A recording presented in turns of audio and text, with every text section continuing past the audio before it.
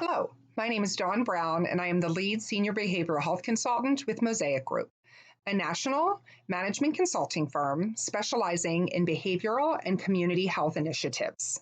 Today, I am here to talk with you about stress and how this may impact your social interactions. So, first, what is stress?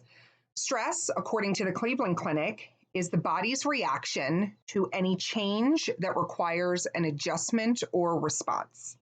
Stress can really manifest within the body in a number of ways, including physically, emotionally, or mentally. And stress, whether we like it or not, is a normal part of life. Unfortunately, though, as we deal with the COVID crisis, there are additional stressors that are placed upon many people.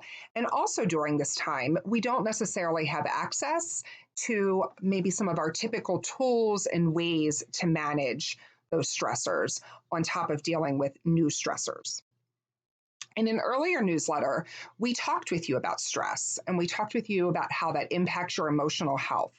In this newsletter and episode, it's really the goal to begin to think about how stress impacts your social interactions and begin to provide you with some tips for managing and potentially improving those interactions during this challenging time. So we're going to first begin to think about what a social interaction is and think about how this could be impacted by stress. So a social interaction is simply an exchange between two or more people and can include verbal and nonverbal communication.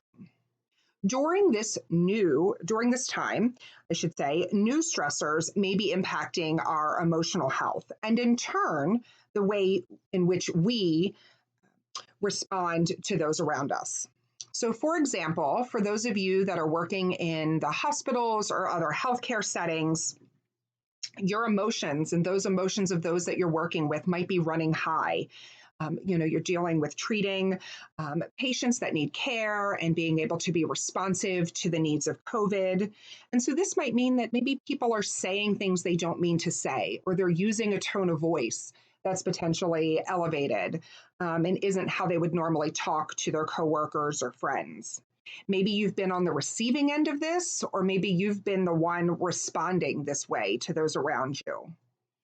Have you found yourself rolling your eyes or sighing frequently?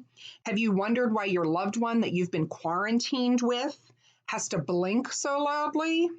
Just kidding here, but kind of not. Because these examples demonstrate that when we are stressed, our tolerance may decrease, and therefore our interactions with those around us might not be as positive as usual. So remember, you are stressed, but so are those around you. And so, however, just because you have lost control over the situations and your life potentially right now does not mean you have lost control over your response to these things. So what can you do? You can stop.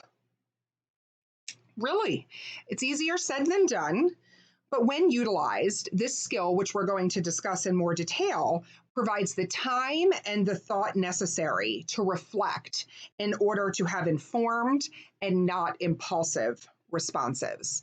So STOP is a skill based on dialectical behavioral therapy and the work of Marsha Linehan.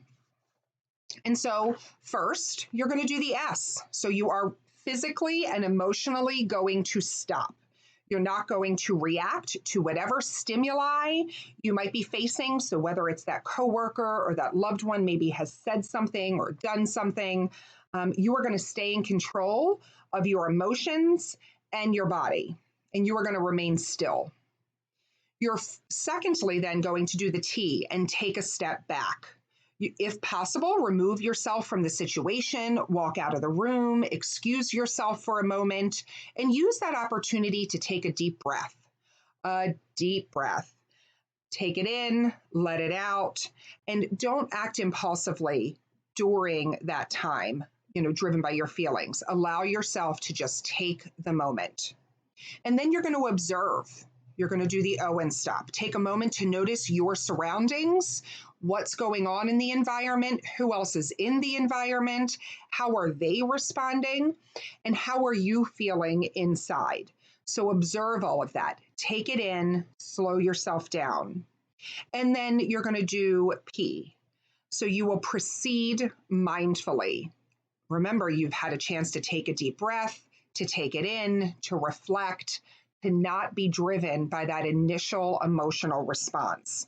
So you're going to begin to, during that proceeding mindfully, think about the situation, your goals in the situation, and how from there your actions could improve or make the situation worse.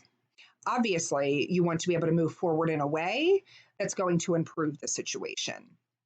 Again, you can't even always control those around you, but you can create the environment that's supportive and positive.